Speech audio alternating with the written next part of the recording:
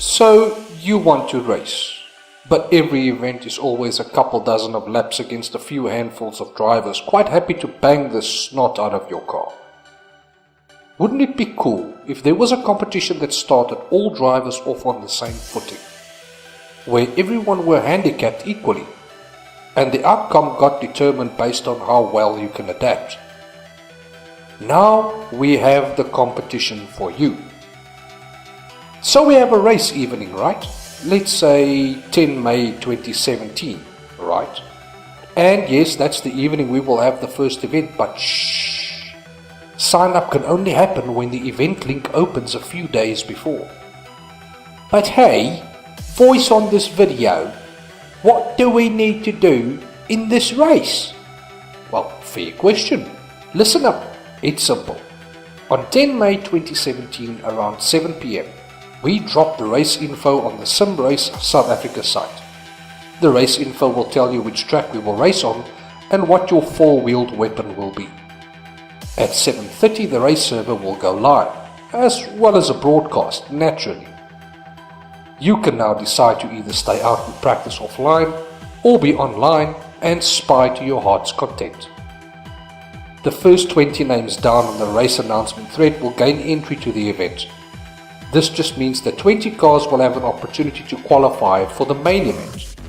Of those 20 drivers, only 16 will go through to the next round. Sorry, last four.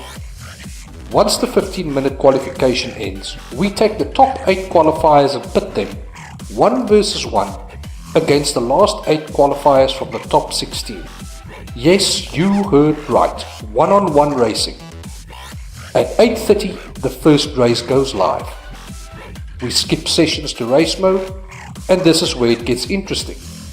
If your qualification lap was more than 1 second a lap slower than the guy in the top 8 you are racing against, you are allowed to start racing in front of the faster guy. If you qualified less than a second slower, you get to start in front, but only marginally.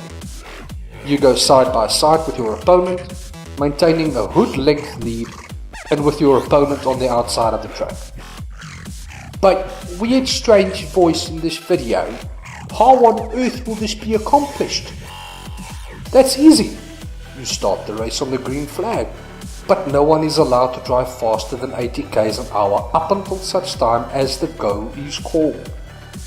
And when the race steward announces over TeamSpeak that you have green for go, you haul ass.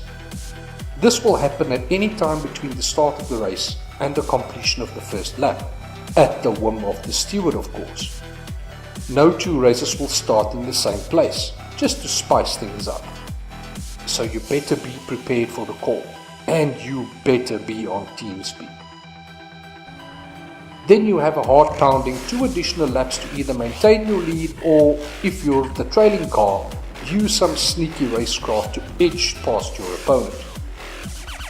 The winners of the 8 first round races are then pitted against each other in a semi-final of exactly the same format. The 4 winners of each semi-final then gets themselves promoted to the final, where everything is exactly the same except for the fact that there will now be a standing start with all 4 cars lined up next to each other, and you will race each other for 5 laps. So what's the rules? Well, you need to be on TeamSpeak, or at the very least, a reliable way to listen in on TeamSpeak. A headset is preferable. You absolutely have to be able to hear the call for the race to start. You are also not allowed to simply shove an opponent off track. If any incident occurs that is deemed to be erring on the overeager side that ends with your opponent either off track or in a spin, you could find yourself disqualified. The commentary team and the camera person will have the best view of the incident, and a quick vote will be conducted. Simply giving back the position you gained will not be enough to save you from disqualification, unfortunately. That said, this is racing. Trading paint will happen, and no one will be blind to that. And then there is a little thing about you arriving for the race. If you put your name down for the event and you didn't excuse yourself from it before simply not arriving, you will receive a 1 event ban from entering any of the future special events. This competition relies on maximum competitors and as a result we need time to adjust entry lists and notify the next in line competitor. And that's it. Winner gets bragging rights and a truckload of special events points.